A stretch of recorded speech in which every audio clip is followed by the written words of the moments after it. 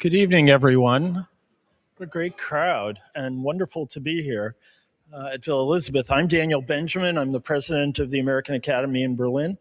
And I want to thank you for doing the thing you should absolutely do, which is come out and hear tonight's conversation with Colson Whitehead. It's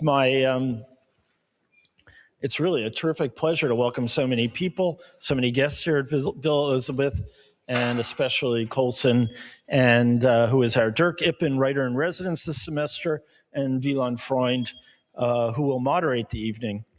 I want to extend a particularly warm welcome to Christina Knecht and Anna Leuber from Karl Hanse Verlag, who have been publishing Colson in Germany since the appearance in 2004 of John Henry Days.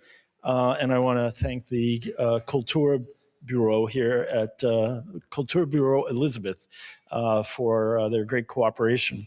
It is great to be in a room with so many writers and literature fans. As I said, we're especially delighted that Colson's here. This is his second visit to the Academy, as he informed me the other day. As one of his relatively newer readers and fans, I can only say that I hope he comes back, but maybe in fewer than the 22 years it's been since he first came. So, you know, the invitation is extended, Colson. So think about that when the next book comes out. In addition to being one of America's greatest writers, it's also wonderful to have someone who wants to be a productive part of the Academy community, because he just arrived over the weekend and he already has published a piece in the New York Times today. So we think we're getting our money's worth. I think that's terrific. It is entitled, and I strongly recommend you read it, Don't Use AI to Do This. And it is about, it's a very funny reflection on his complete reliance on AI for everything except the making and consuming of art. And so please, after you're done, not during his talk, you can have a look on the Times webpage. So for those of you who don't know the Academy, and I hope there aren't too many of you who fall in that category, let me just say that since opening our doors in 1998, the Academy has served as an important platform for intellectual exchange, for bringing together influential voices from across a whole array of disciplines, and that we have put a big emphasis on fostering dialogue, on mutual understanding, and of course on the free exchange of ideas. We like to think of ourselves as a place for reflection and debate and for engagement on the most pressing global challenges of the day. The Academy hosts residential fellowships for exceptional American scholars, writers, and artists. If you're an American writer, scholar, and artist already in Berlin, I don't think you're going to be eligible, but for all the rest, we like to give them the time and space to think big and unruly thoughts and precise and small and precise ideas and everything in between while developing their new best work in Berlin.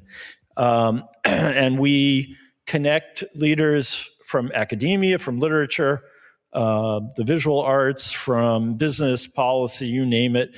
And we like to connect them with their German counterparts and with German audiences and build lasting relationships across the ocean.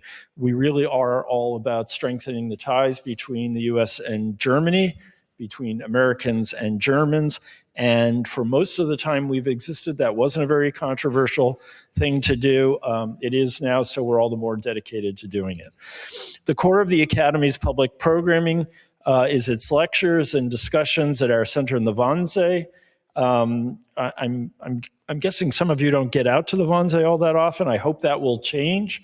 But we also do plenty of events here in Mitte and even in Prenzlauer Berg from time to time, and all across Germany as well. Literature has always been at the heart of the Academy. In our very first class of fellows were the great American poet C.K. Williams and the great and perhaps better known American playwright Arthur Miller. Whatever you think about whether poets and writers are the unacknowledged legislators of the world, as Shelley said, the Academy still thinks that they're worth taking very, very, very seriously.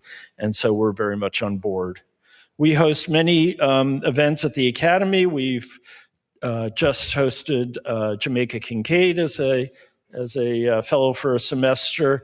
And before that, most recently, Lauren Groff, Laurie Moore, Heidi Julovitz, Christina Rivera Garza, Chimamanda Ngozi Adichie, Jonathan Safran Foer, Justin Torres, Jonathan Lethem, to name a few. And next month, we will also host the remarkable Percival Everett, who will be giving talks both here and in Munich. And I think that puts us at 3 Pulitzers in one semester. I was told I had to mention Colson's Pulitzers because Wieland doesn't do that kind of thing, I guess. Anyway, pleased. Anyway, as an entirely privately funded organization, we are grateful to our trustee, Dirk Ippen, who is the publisher of the Münchner Merkur and many other regional newspapers, who made Colson Whitehead's residency possible and enables us to organize such events free of charge. So I am in the peculiar position of having Wieland sort of introduce Colson, although he's not going to do much of the introduction, but I do have to introduce Wieland. Wieland Freund is a journalist, literary critic, author, and translator. He's been the editor of the Feuilleton at Die Welt since 2010. His books include all kinds of nonfiction, as well as work on contemporary German novels, social life in Germany, as well as children's and young adult literature. And he has a particular fondness for the fantasy novel. His works have been awarded the Bayerischer Kunstförderpreis, the Rattenfänger Literaturpreis. Did you invent that, Wieland? No. Is it based in Hameln or, yeah, just checking. As well as the Verdi Literaturpreis for Berlin and Brandenburg. His novel Krakonos came out in 2017 and was nominated for the German Youth Literature Award. He has translated a wide variety of works, including essays by Rachel Carson, who inspired the environmental movement in the US, and the books The End of the Earth and Farther Away by Jonathan Franzen, who happens to be another American Academy alum. He, as I said, writes mainly about literature and culture, and he writes a lot of book reviews, interviews with authors, literary trends, and the like, as well as all kinds of reflective pieces on contemporary society. He is also has a close relationship with Colson going back many, many years, which makes me wonder, is this going to be a challenging interview? Anyway, he reviewed Nickel Boys and has shared the stage with him multiple times since their first conversation back in 2003. And I won't be outing him, I think, to say that he is a fan. So let me just give you a little sense of the evening before I invite Colson and Wieland up to the stage. I will just say that Wieland's introduction and will be very brief, and the two will be in conversation for 30 or 40 minutes. You will then have an opportunity to pose questions, raise your hand, and please wait for the microphone. Please make sure your question is indeed a question and is guided by the Academy's mission to promote open and thoughtful exchange. And without babbling on any further, let me ask Wieland and Colson to come on up.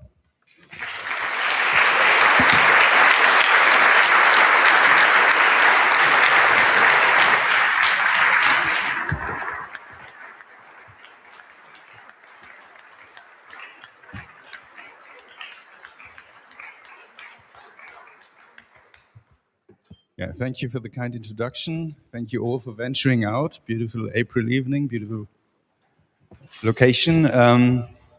So what can I tell you about Colson Whitehead that you don't already know? He's fun to be with. He writes very short emails, especially for a novelist. He's a family man, a city guy. And famously, he sighed, "Finally, a thin president," when Barack Obama was elected. It's been 22 years since I first entered the stage with him. It wasn't a proper stage, really.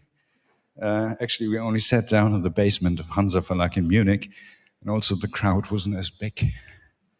But the novel we talked about was as brilliant as all his novels are. It was John Henry Days, now listed among Colson's early works, which I find kind of funny, and which also makes me feel old. Quite a few books followed, and the list keeps growing. The Colossus of New York, a poem in prose, really. Sag Harbor, a novel that is almost a memoir. Zone 1, which actually features actual zombies. And of course, the Underground Railroad and the Nickel Boys. I don't need to tell you about them. The crowds grew very large when they came out. But Colson has the great talent to surprise. He started what is right now becoming the Harlem trilogy, the rather light-hearted story of Ray Carney, a furniture salesman who is also a fence. The first Ray Carney novel is called Harlem Shuffle, the second Crook Manifesto, and the third Cool Machine will come out in July. I have one. And that's it. We'll come to it. But right now it's in between books officially, right? So we have the chance to also look back on his career tonight. I had a kind of a headline in mind when I thought about my silly questions for tonight, and that headline would be Becoming Colson Whitehead.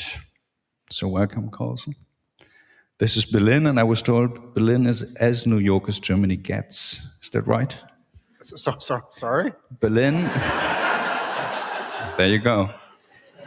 Berlin is as New York as Germany gets.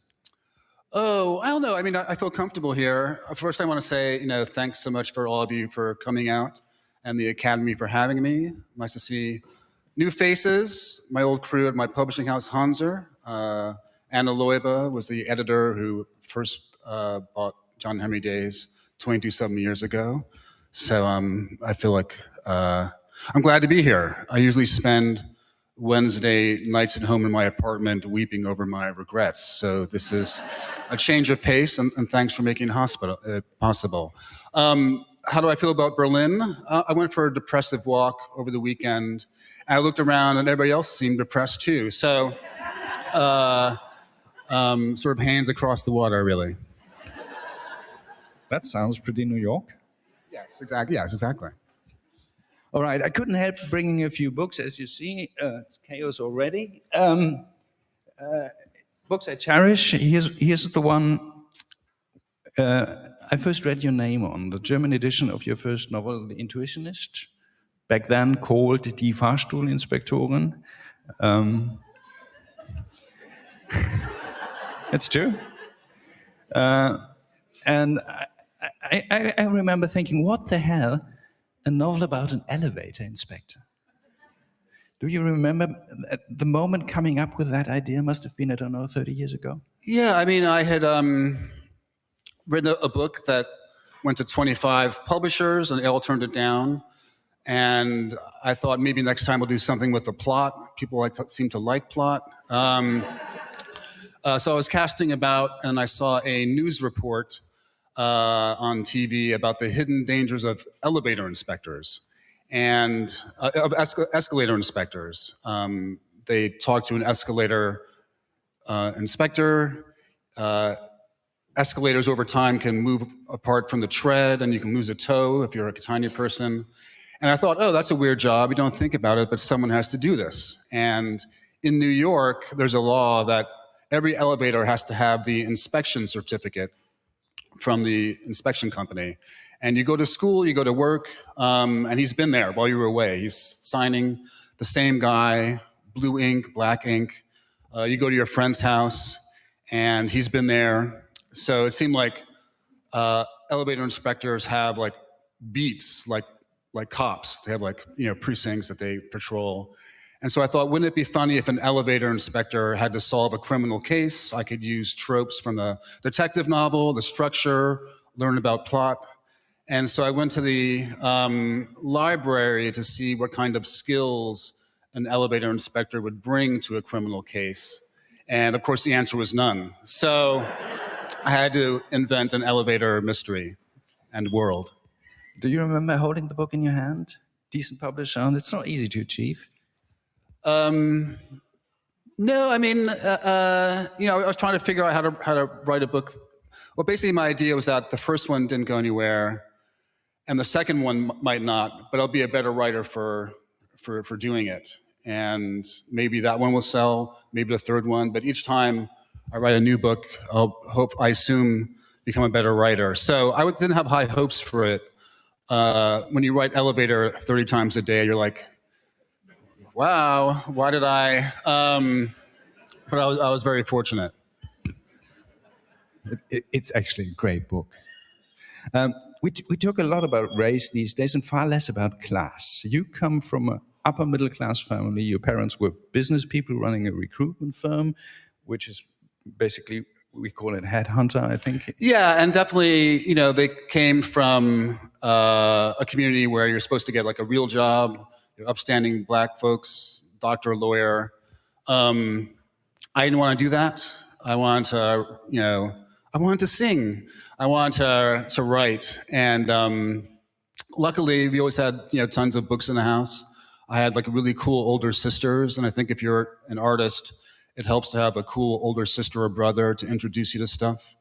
They had, Tom Wolfe, Joan Didion, lying around, and eventually you're curious and you pick it up. My mother read a lot of commercial fiction, Stephen King, Judith Krantz, James Michener.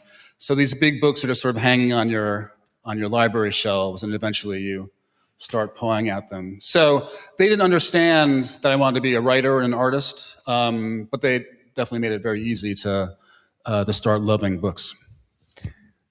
No discussions? What to pay your bills with when you're a writer? No, yes. I mean, my dad was like, how much the average freelance writer makes? He read a statistic in 1982 and kept reciting it for the next 2 decades. But what are you going to do? What are you going to do? What kind of books were you into? What did give you the idea that you might become a writer? Well, other kids like to leave their houses and do stuff outside.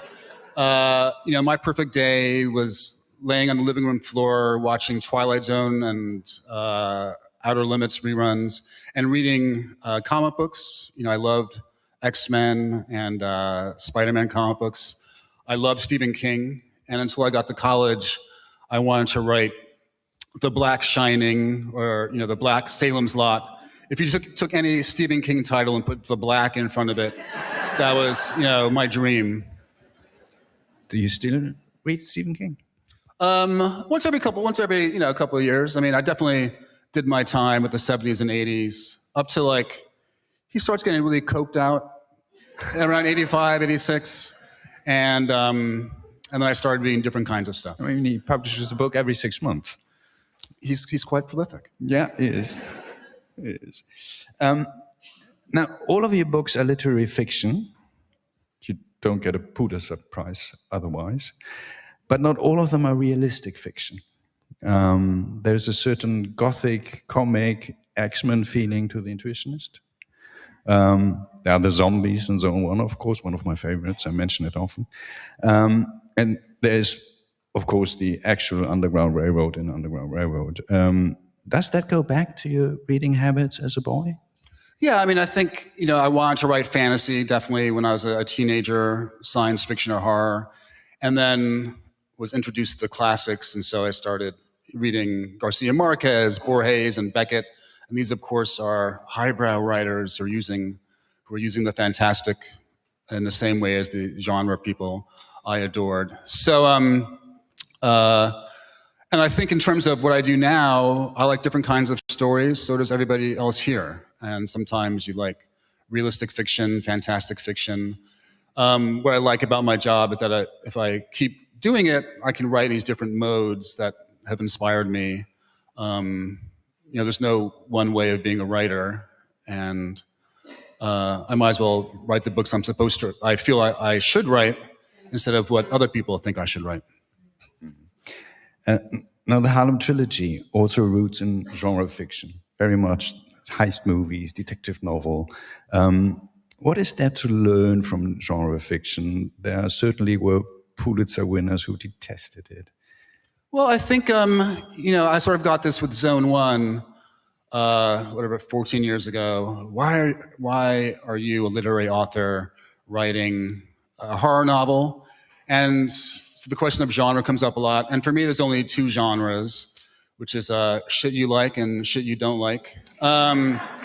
So in terms of the crime novel, I really disliked Ocean's 11. And I was really jealous of Steven Soderbergh. It seemed like he probably had a really cool time coming up with heists and different capers.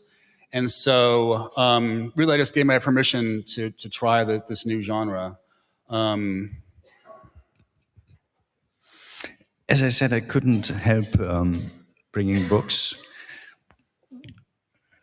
Colson told me I thought it was the first American edition. It's a British edition, but anyway, it's very nice. Unfortunately, until Underground Railroad, if you published my book in England, you went bankrupt. Like 6 months later, it was like a real curse I had. So I'm not sure what publisher it is, but they don't exist anymore, definitely. Still a nice book. And let me read the first sentence.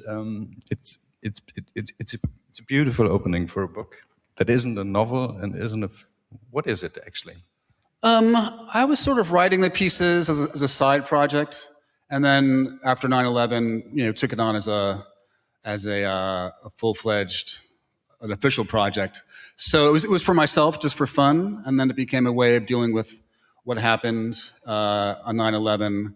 And I see it as a book of impressionistic essays, but they're not really strictly nonfiction. There's a lot of made-up stuff in there. It's much nicer when you read the first passage. Okay. I'm here because I was born here and thus ruined for anywhere else, but I don't know about you.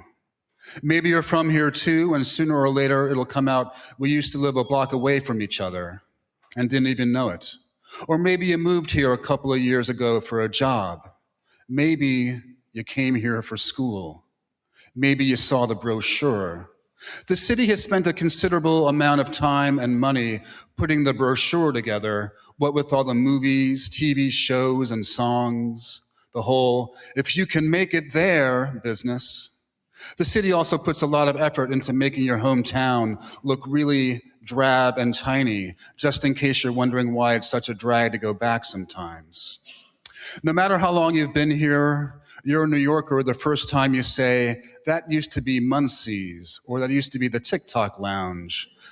That before the internet cafe plugged itself in, early 2000s alert, you got your shoes resold in a mom and pop operation that used to be there. You're a New Yorker when what was there before is more real and solid than what is here now. And that's definitely a New York thing. It's a Berlin thing. It's anywhere you're in a city you love kind of thing. Yeah, thank you. It's actually one of my favorites. Actually, New York is all over in your novels. In almost everyone. It's even in The Nickel Boys, although this is set in Florida. And Cool Machine, the new novel, I already showed it, is even dedicated to, quote, New York fucking city. What is there to thank for? For making me, for challenging me, for giving me inspiration. I used to smoke, and you can buy cigarettes like 2 a.m. You just go out, and you can just buy cigarettes anywhere. It's a nice big walk in town. I'm a big walker. So all sorts of things. All right. It's a little paradox, but I find two different notions within your work regarding the city. There's the beautiful ending of the JFK chapter in Colossus. The plane is taking off and you look down and then, quote, "As you try to comprehend this side, you realize that you were never really there at all." And then, on the other hand, there's Ray Carney, the salesman and fence from Harlem, who is not willing to fall for the con that there are other places besides New York City at all. Who are you with? Oh, well, I mean, both and neither. You know, they're both, there's a separation between the author and the So, what I'd also like about my job is that I get to write about New York in different ways. And so there's a realistic way of writing about New York. In the Ray Carney books, there's an impressionistic way, as in Colossus.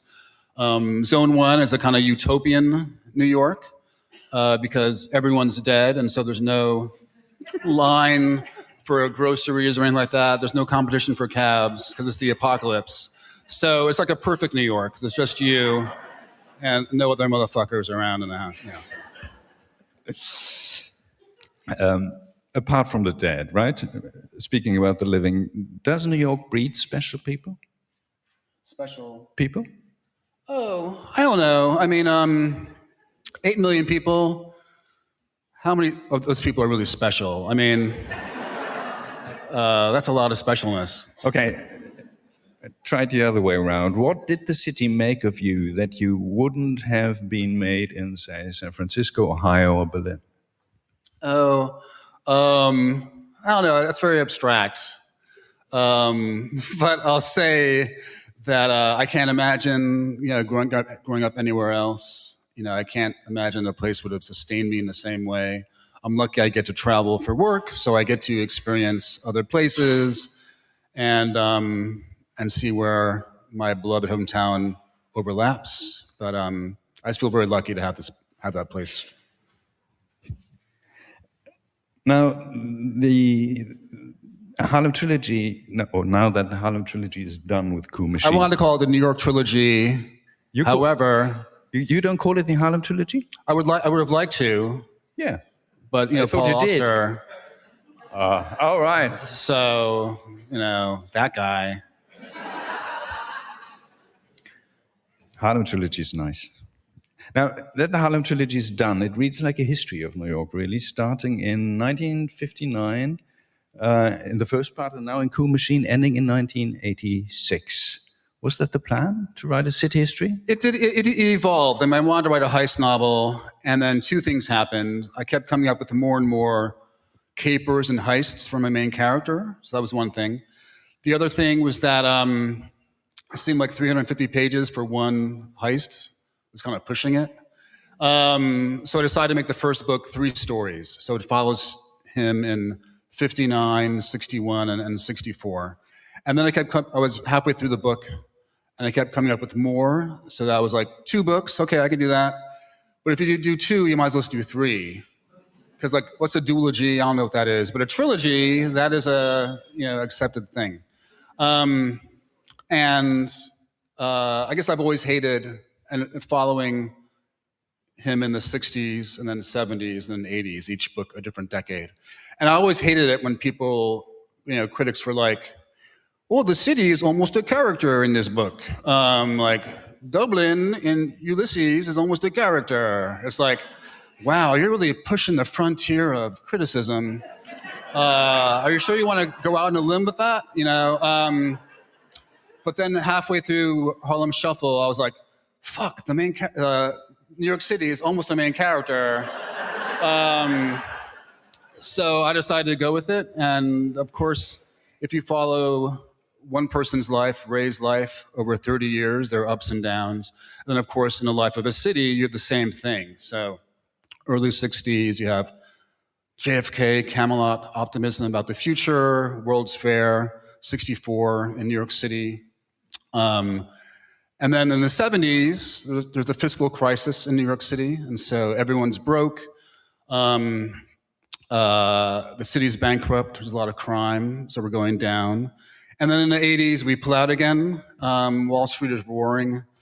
But at the end of the decade, we have the looming AIDS crisis and the crack epidemic, a Wall Street crash. And so there is that ups and down with my secondary main character in New York City, and the same way that there is with Ray.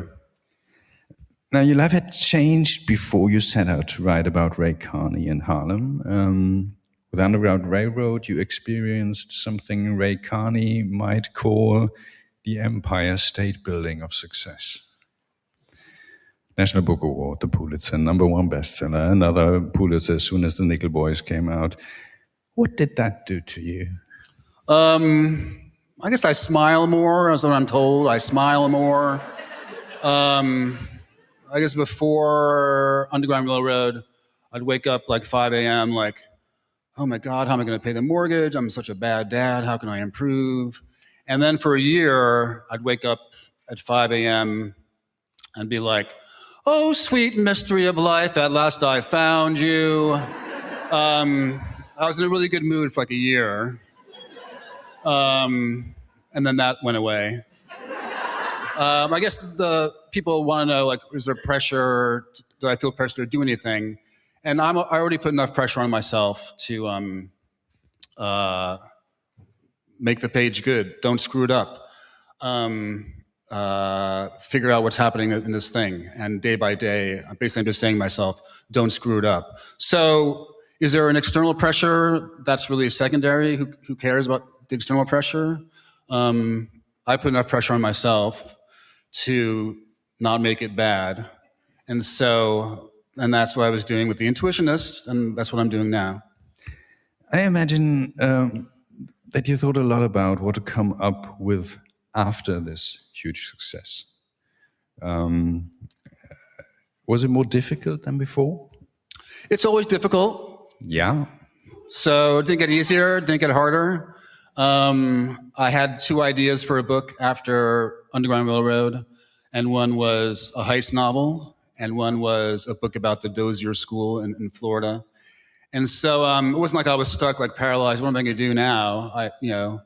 Once I stopped traveling for Underground, I had 2 ideas, and basically when I have 2 ideas, I just start taking notes, and then after a few weeks, one notebook is empty, and the other one is a little more full. So that's a sign that maybe this idea is a good. So the Nickel Boys was more compelling in those early days of the Trump administration.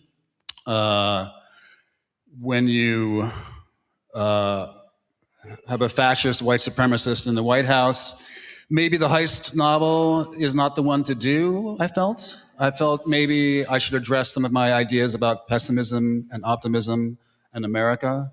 And so the 2 boys in that school and the Nickel Boys became a way for me to work through my feelings and ideas about where the country was headed in spring of 2017. But you wrote the heist novel anyway, and you know who the president is.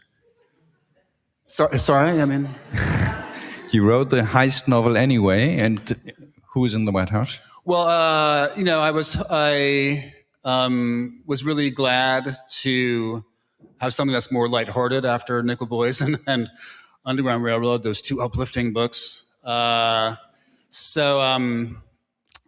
He's back again, and, well, so am I guess. But we're also here. In Coup Machine, 3rd installment of the Harlem trilogy, there is a master crook called Uncle Rich. And he has a beautiful line I want to quote. We all, Uncle Rich says, have that moment when you have to face yourself. Who are you now? And who do you want to be? Reading this, I imagine this is what a writer has to ask himself when he's about to start a new book, right? Is that right? Well, I don't feel that emotionally involved. It really is, I'm making something. And it'd be great if I wrote a book and I felt good or happy afterwards or was somehow changed by the experience. Thanks. But I'm still the same. I'm always still the same, unfortunately. So these, each book is something that I feel I have to do. The Nickel Boys was something I had to do in 2017. Cool Machine was what I had to start writing, 2 years ago. And I guess I'm long past the point of thinking that my books will cure me. They're things that I love doing and love making, but they are pretty pretty external. I guess more external than what you're sort of. I wasn't thinking of a cure, but more than an expression of the self. Yeah, I mean that's definitely true. It's not the same. Yes, that is correct. Yeah. You surprised me with every book, but actually you surprised me most when you wrote that second part, when you wrote Crook Manifesto, and then even a third book about Ray Carney. I always thought of you as a writer who is capable of everything, but not of a second or a third part of a book. What changed? Really just digging Ray Carney and the world and wanting to revisit it and having more and more things to say about it. Definitely, I think something changed with me with Sag Harbor, where I liked the main character, and I thought I might revisit him one day when he's older. And then my ex-wife, then wife at the time, was like, "No one wants to read that," and that kind of took the wind out of my sails. And then I thought Zone 1 was a cool world. I thought I might revisit it, but then I started working on other stuff, and so this is the first time that I had that feeling and actually followed through on it. It's hard. I mean, it's definitely a big undertaking. I wouldn't have started if I had known how many pages were in a trilogy. For example, how many words. Apparently, if you write 3 books, it really adds up. And then the problem with Cool Machine was that you want to stick the landing. Like you don't want to go down in flames. As a Gen Xer, as a fellow Gen Xer, obviously my primal trilogy is Star Wars trilogy, and the lesson there is like stick the landing. There's Star Wars, which is good, and then Empire is better, and then Return is terrible. And so what you want to do in your trilogy is go Star Wars, Empire, and then Empire Plus. So like you want the last book in your trilogy to be like Empire plus Chewbacca gets a love scene or something. So it's even better. Nothing explicit, just something very tasteful, but some Wookiee nookie to like bring it over to a satisfactory conclusion. And you're happy with the conclusion? It's a little furry, but it's crazy. It's a beautiful ending, actually. You mentioned Sag Harbor, which is very much a memoir, really. But I have the feeling that on a more abstract level, there is a lot of personal experience in the Harlem trilogy. In Cool Machine, there are, for instance, beautiful passages about middle age, growing older, the back hurts, you have to pee a lot. And then the wish to simply go on, to not age, to not die. How's your relation to Ray and Pepper in this aspect? Ray and I overlap sometimes. I talked about being cured by a book, but then you're the same person. And I think Ray has that with apartments. He grew up very poor, and I think he thought that if he moved into a better apartment with better light on Riverside, he might actually have made it. But no, you move into the next apartment and you're still the same person. So, there's definitely overlap. We both like mid-century modern furniture. And then Pepper is definitely, you need a good foil for your main character. The inspiration for him, the sort of sociopathic criminal, comes out of Richard Stark's character Parker. Donald Westlake had a pseudonym, Richard Stark. He wrote 30 novels about a super criminal named Parker, who would be really rich. He's a consummate professional, except you work with like the worst losers. And so everything goes wrong. He always ends up losing the money. But he has a very flat affect, sort of sociopath, which I loved. I think sociopath is a compliment. But so, you need someone to induct Ray into the world of crime, and Pepper is a more seasoned character. They have different personalities. And I liked him so much in the first book that I gave him his own section in the second book. And so you get a different perspective on crime and being a criminal in his section. And if you've read Crook Manifesto, that structure continues into Cool Machine. So we get a Carney chapter, a Pepper section, and then finally it sort of comes together, the synthesis. And Pepper, and the last one goes down to the Lower East Side art scene circa 1983, and it doesn't really fit in. I like writing those two guys, and I also like their separate adventures, and I like it when they finally come together and team up and tackle the villains in those two books. And how about middle age? I don't know. I mean, I think in terms of the characters, you follow someone over 30 years. You want to be realistic. So Carney's kids are like 1 and 2 in the first book, and then in the third book they've gone off to college. He's like an empty nester, sort of semi-depressed, wandering around his house, like are they going to come and visit? For Pepper, when you're a criminal, you put a lot of miles on, so he's sort of rusty. In the third book, has some back pain, some stomach problems, doesn't take a beating the way he used to. But who does, really, as the years go on? Fun fact, and I'm very proud of this. The Harlem trilogy covers 27 years, right? Sounds about right. And there are exactly 27 years between The Intuitionist and Cool Machine. Oh, wow. That's not a coincidence, is it? Now that you told me, I'm going to incorporate it in my public persona and other appearances. You can make something of it. You can even make something of it.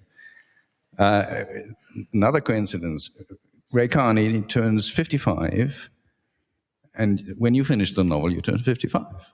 That is true, that's true. You are not willing to elaborate on this. I thought, I was not 29, or was I 29? I guess I was 29 when I started writing. I hope I have more years. But yeah, I mean, I think I have incorporated some of my own life into Ray's middle-age joys and depression. I think going back to Sag Harbor, that was like a real turning point for me as a writer. I think some of the narrators and characters in my first couple of books were more remote, and I thought I had to have a change in my life, but also my work, in order to become a more well-rounded, sane person.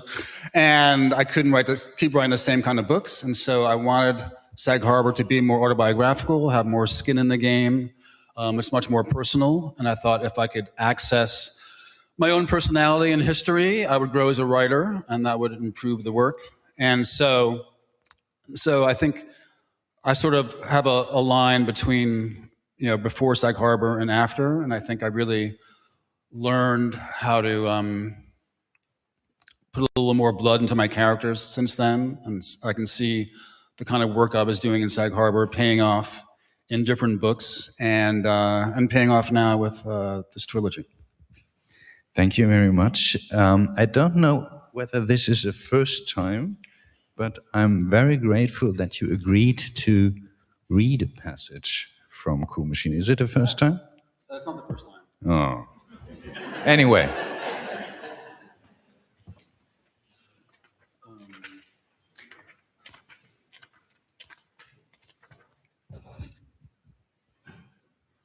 Yeah, so it's the 1980s, different decade. What you have to know is that Ed Koch is now the mayor, and he did a thing he would say, "How am I doing?"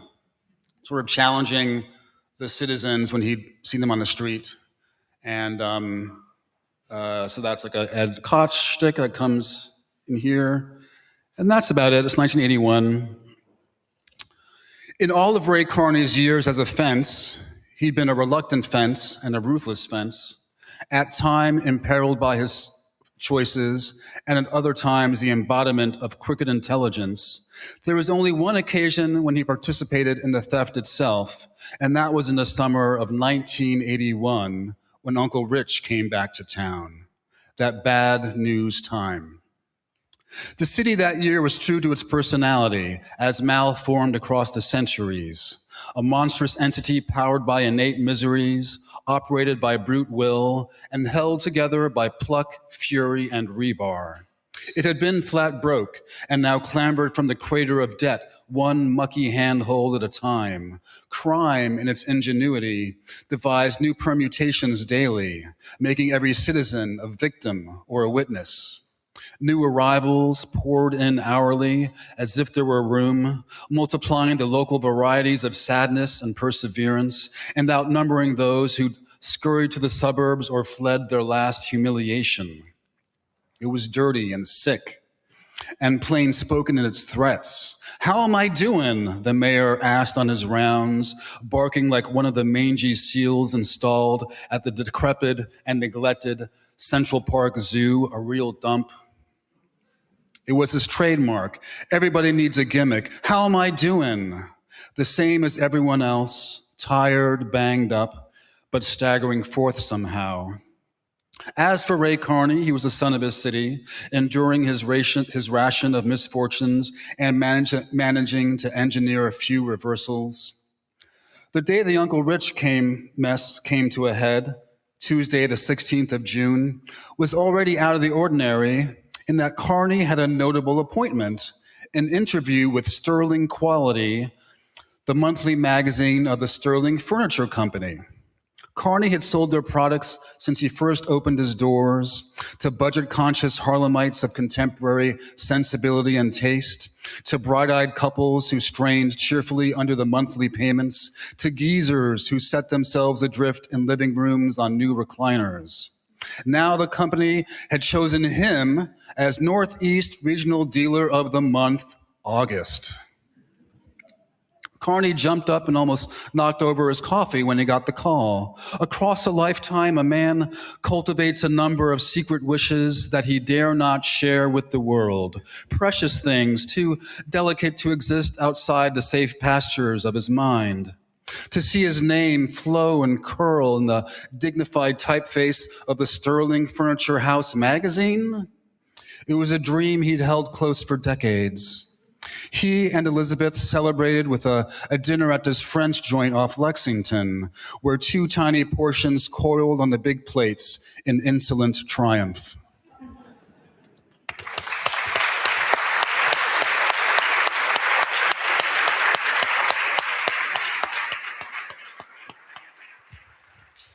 Not a first, but great. Thank you very much. Now we can open up the discussion. You can come up with better questions than me. Should be easy. Oh, you're going to ask about Oh, yes, I forgot that. I'm sorry. I'm sorry. That's the only question that I promised. And I forgot it. I'm so sorry. Yes, we're done with this. Yes. So what's next? Yes, it's a good question. Thank you. So I have two ideas. I'm not really sure which one is next. I like to switch up genres a lot. You know, I have like a coming-of-age story. I have a zombie story. So I'm toying with two genres. One is something I've never worked in before, a romance. Never done a romance before. So it's a love story set on the eve of the Russian Revolution. And there are a lot of white people in it. So for research, I'm watching a lot of Golden Girls, just binging Golden Girls and taking notes, getting the culture down. The other one is science fiction, which is more obvious because I've worked in science fiction before. but specifically science fiction set in the Star Wars universe. They're making all the sequels now and the TV shows, and I think there's room for my vision. I know that the Disney company is really protective of their intellectual property or whatever. But if you ask me, copyright is an outmoded concept, like being happy or falling in love or something. So I think there are a lot of unanswered questions in the Star Wars universe, and I could be helpful. The first movie, Star Wars, they have lightsabers, which are like swords made out of laser. They have the Death Star, a weapon the size of a small moon. And they have hyperspace, faster than light drive, that can take you from one end of the universe to the other. But R2-D2 can't get a fucking voice box. It doesn't make sense to me, really. I mean, he's just like... they have the technology. They won't hook him up. He's the smartest character in all the movies. They have their technology for Luke Skywalker. He gets his hand cut off in Empire. Spoiler alert. Darth Vader falls into a volcano, gets a new robot body. The Death Star gets destroyed. And then they make a new Death Star that's the size of a small planet. But R2-D2 can't get a fucking voice box. It doesn't make sense. C-3PO has a voice box. He's running his mouth the whole time. Like in Star Wars, C-3PO and R2-D2 are wandering the desert before they get picked up by the Jawas. Remember the Jawas? Sort of small creatures who are like space crackheads. They sort of deal in stolen furniture and in their big ship, and they're like, Jawa, where'd you get this land speeder? And he's like, I fell off a truck. It's my uncle's. So they're basically space crackheads. Do you have crackheads in Berlin or something else? Okay, anyway. So C-3PO and R2-D2 are wandering the desert, and C-3PO, of course, is like, I dare say the desert sand is burning my feet. And R2-D2 is like, but if you had a voice box, he's saying, Princess Leia's been kidnapped. I have the map of a Death Star in my chest. Darth Vader's trying to destroy the universe. And this silly motherfucker's talking about how the sand is hot. Plus, we're in love, but we can't get married because the Empire won't recognize our union. So it's two ideas I'm wrestling with. Hard to choose. It's hard to choose. Thank you. Very hard to choose.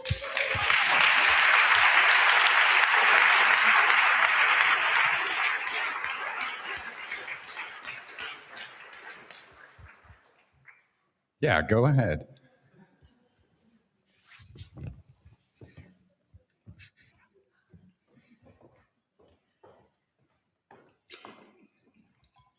Hi, I'm Nell Zink, and I have a question which is, like, you totally hit the ground running with short pieces in specific, relatively short novels in specific genres, but you were, as you say, almost 30.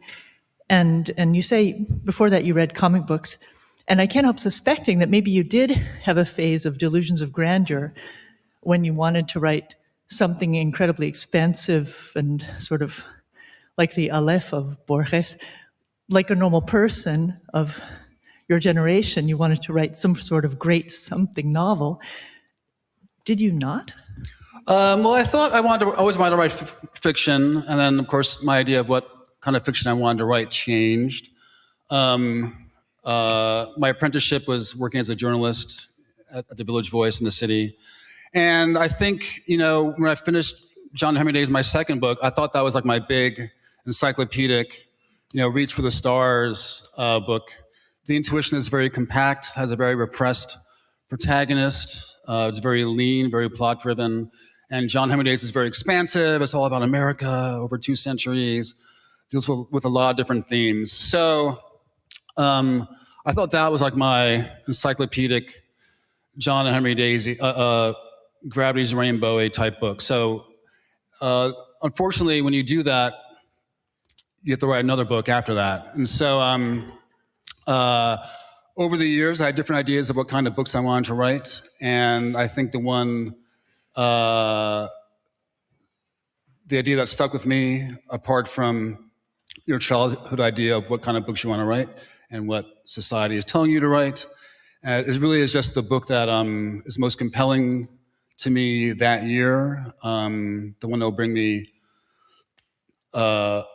complete me in some sort of way. So I think you start off with different ideas of who you want to be as a writer, and then you start writing and you understand that it ends up being something different. So I hope that was helpful to your question.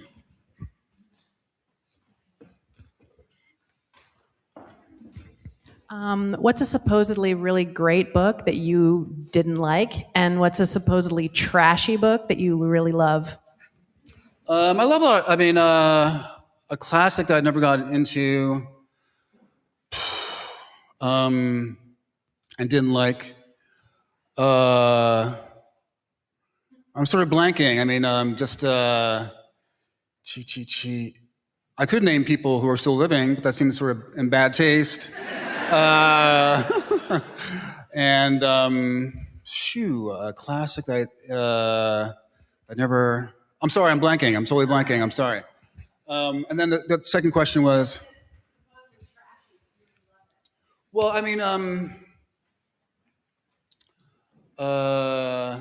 for some reason, I'm thinking of like John Waters. He had a few books in the mid '80s. They were brief essays. They were stories about how he did pink flamingos or female trouble.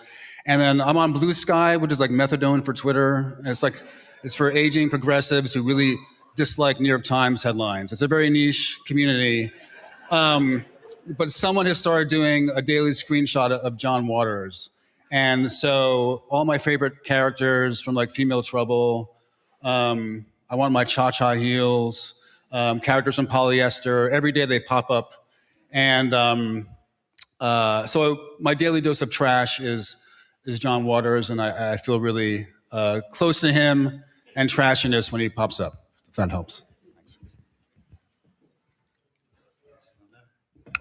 Two hands. Hi. You mentioned earlier how you used to be quite critical of authors who would turn a city or a place into a character, and then you ate your words on that. Oh, critical of critics who talk about it in that way. Right. Yeah, not of the practice. Yeah. Okay. Thanks for clarifying. Are there any earlier criticisms that you had of other authors that you have eaten your words on in your longer professional life? Well, I think, like Faulkner was always writing about that country, that county or whatever, Yucca, whatever.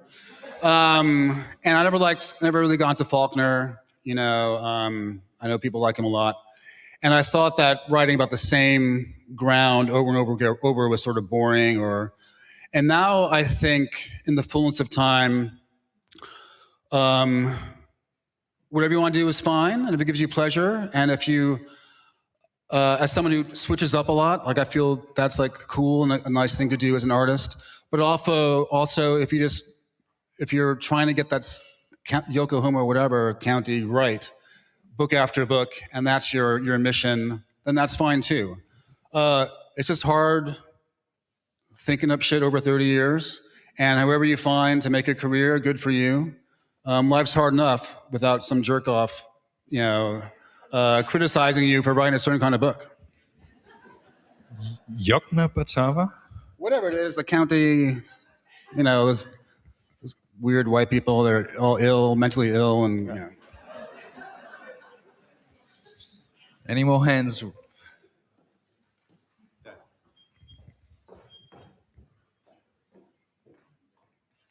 Thank you. You talked a bit about how New York is such a big presence in your novels. So I'm wondering if there are any New York stories, movies, TV shows, books that take place in New York that are your favorite New York stories. Sure, definitely. Thanks for asking. For me, the heist genre is really more of a film genre than a book genre. So I took more sustenance from great crime movies from the 50s, 60s, and 70s. So the number one influence on the trilogy is the original Taking of Pelham 1, 2, 3, 1974. Robert Shaw is a villain who kidnaps a subway train. And it's just full of angry New Yorkers. Everyone is complaining and bitching, like people are being held at gunpoint on the train. It's like, I have an appointment at 6, you know. So that one. So 70s lo-fi crime movies, and then Jean-Pierre Melville's 60s heist movies, and then the 50s classics, Rafifi, The Killing, Asphalt Jungle. I'm a sucker, but apart from stuff that influenced me, I'm a sucker for any kind of New York movie. I'm always just like looking at the background, if there's an 80s movie, do they have the right Lexington Avenue sign? Because they switched over in 83 from yellow to green. And if you have like a green Lexington Avenue sign and it's supposed to be like 1972, I'm so angry. I'm like, I can't believe they changed the sign, 9X was the 90s, payphone booth. And American Gangster, that movie with Denzel Washington, has like a 9X phone booth. That didn't exist in 70, so I love New York movies. I love seeing like blocks I know, blocks I recognize. I love, if there's something I recognize in the background. And yeah, thanks. Thank you so much for that, Colson. I'm curious how you work with your editors over the course of your books. Has it changed? Have you had the same person as your first or second reader?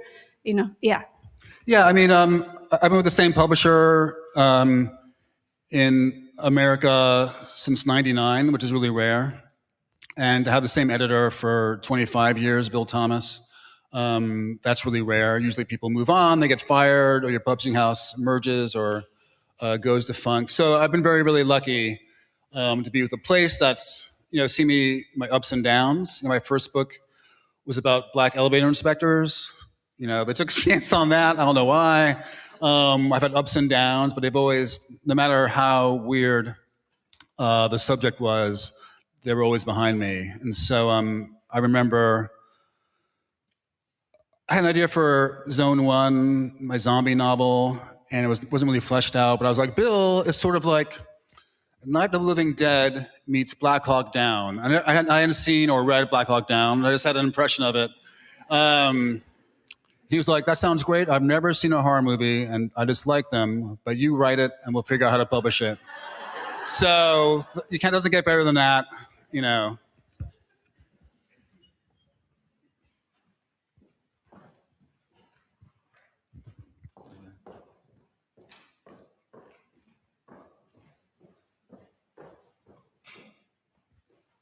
Thank you.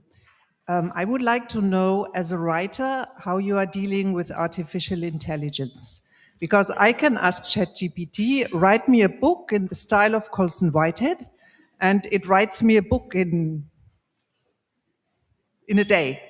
Right. So what kind of challenge is artificial intelligence for you? I'm sure it's a very good imitation, and you can buy that instead of my book if you feel like it. I think I wrote a piece today, so you can actually see what I think about it. And I don't use AI for everything, although for anything at all, but I joke in the piece that I do. As a fiction writer, I don't use it for research because it just makes up crazy shit 30% of the time. And if I want a researcher that gets shit wrong 30% of the time, I can just do that. I'm already doing that. Why would I have someone else do that? In terms of writing, I wouldn't ask an AI to do it because actually the fun part is the writing. What's the point of having a book with your name on it if you didn't actually do all the fun and horrible and excruciating stuff to bring it into the world? So I know that we're in a time where people use AI for everything. They're finding different uses and different industries use it. It's not useful in mine. I know people are like, ChatGPT, how many squares of toilet paper should I use when I wipe? People are really addicted at this point. But it has no role in my life. 10 years from now, maybe there will be an AI that can write a really great novel. I'll be retired, so I don't give a shit. You don't plan to retire? 65, that's the national, usually an acceptable standard. All right, we'll speak then.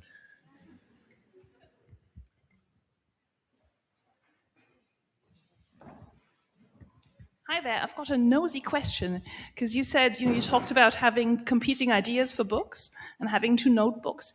What sort of stuff goes in there? Is it a sort of wild mix of ideas or research, or do you follow some sort of a structure? I usually start like from an intriguing premise, intriguing to me. So what if the Underground Railroad was an actual railroad? All right, there's no characters there. So I was like, how can I make that into a story? What if each state that our protagonist goes through is a different alternative of America, like Gulliver's Travels? So that's a little bit more. You have a structure, you have more than one state. You're probably moving north. That's generally where people ran. Who's the main character? A man, a woman, a parent. If you choose a parent with a child, are they taking a child? That changes so much in the book. Is it a man or a woman? A woman had a different experience under slavery. You're supposed to make more slaves. Once you hit puberty, you're now prey to your master's desires if you weren't before, because you pump out babies and that's more money. So it's a different experience than the male slave. You're making a choice. And each time you make a choice in your notebook, male, female, it raises more questions. Are they in their 40s? Are they 16? A teenage enslaved person has a different experience than a 40-something. And so it's a gathering. I do a lot of outlining before I start. I have to know the beginning and the end. Some people are like, the muse just comes through the window, flapping, and then touches me, and then I write. I'm in New York. There are a lot of writers. The muse is stuck on the 7 train. There's a trash fire. So if I have an outline, I know what I'm going to do. And so before I start writing, I'm outlining, and there are gaps, definitely. I didn't know Pepper in the Harlem trilogy would become a big character. He had a purely sort of plot function, and then he became a much bigger figure. So definitely I'll change course as the book evolves, but my notebooks, and now they're on my computer or my phone, are full. I do a lot of stuff, prep work before I start writing. Hi, this is kind of niche, but I really loved Grantland, and I'm wondering if you have any thoughts about your work in Grantland and that time that you spent in working with Bill Simmons, Wesley Morris, these people like this. So, yeah. Yeah, Grantland was a pop culture magazine. It ran for a couple years online, and it was one of the best assignments I ever got. I turned it into a book called The Noble Hustle about the World Series of Poker. I was in between things, and they asked me if I wanted to cover the World Series of Poker, the annual big match in Vegas. And I was like, no, I don't want to go to Vegas. It's really hot. I have delicate skin.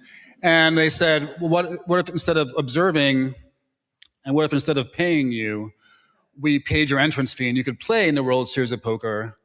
And I was like, yes, I would definitely do that. But I'd never actually played tournament poker before, really. I was a home player. So I had to get a coach. I had to get a poker coach to teach me how to play. I started going down to Atlantic City to train.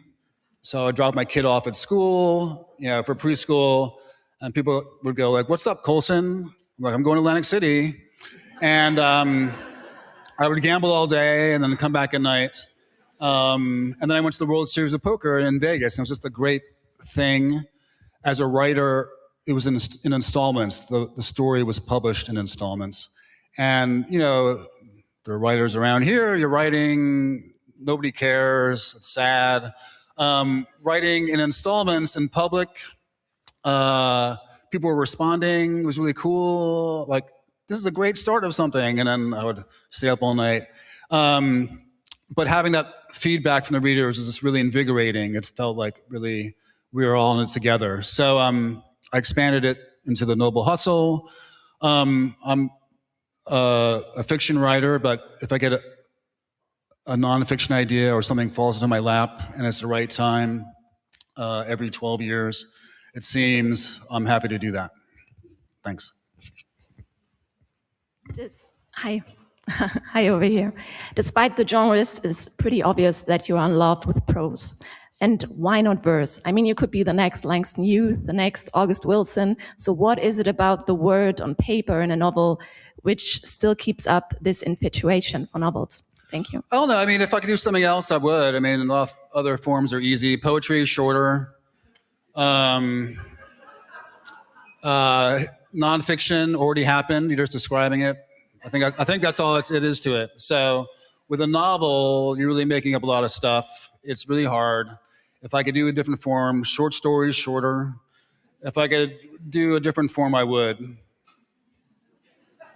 Basically.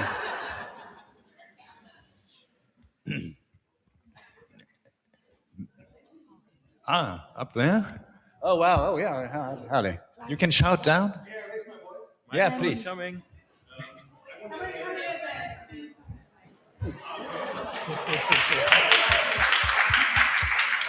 Thank you. I wonder if you have high hopes for the Mandalorian and Grogu movie. For which movie? The Mandalorian and Grogu movie. Sure. Yeah. I don't have high hopes for it, actually. Yeah.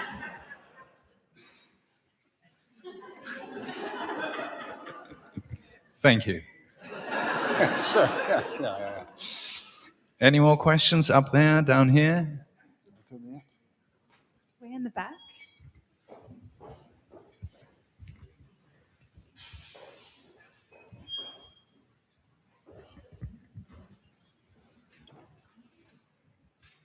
Thanks, way in the back. You talk about movies a lot, and you've had a couple of books made into films. What was that experience like for you? Yeah, Nickel Boys made into a film and Underground Railroad into a TV series. I was not involved with them. When people read my screenplays, they act like French hip hop just came on or something. You know, when French hip hop comes on, you're like, what? Like, why would you? Why don't I just write novels and not screenplays, is what they say. But I was lucky to collaborate with Barry Jenkins, who did Moonlight on the TV show of Underground Railroad, and it's one of the best experiences of my life. They changed things, assembled 150 people to realize the book. Right before COVID hit, I went down to visit them shooting in Georgia, and it was just amazing to see all these people bring the book to life. They'd be like, here's the red wagon. And I'm like, what red wagon? I just throw out adjectives. Like, I don't know what's in the book at all once I finish writing it. But they're like, you wrote the red wagon you mentioned. So they really thought about it, and it turned out incredibly. The Nickel Boys, I was working on other stuff. I didn't work on it. For me, the book is much a book of realism, and his version is a little more ethereal, but a lot of people like it, and it brought people to the book, so that's great. So I haven't participated or collaborated. You can tell I'm not much of a collaborator, frankly. So Harlem Shuffle would make a great TV show, right? Yeah, some people are working on it, thinking, doing a pilot, but you never know with that kind of thing. So, well, thanks a lot. You guys are really a really nice crowd. Thanks.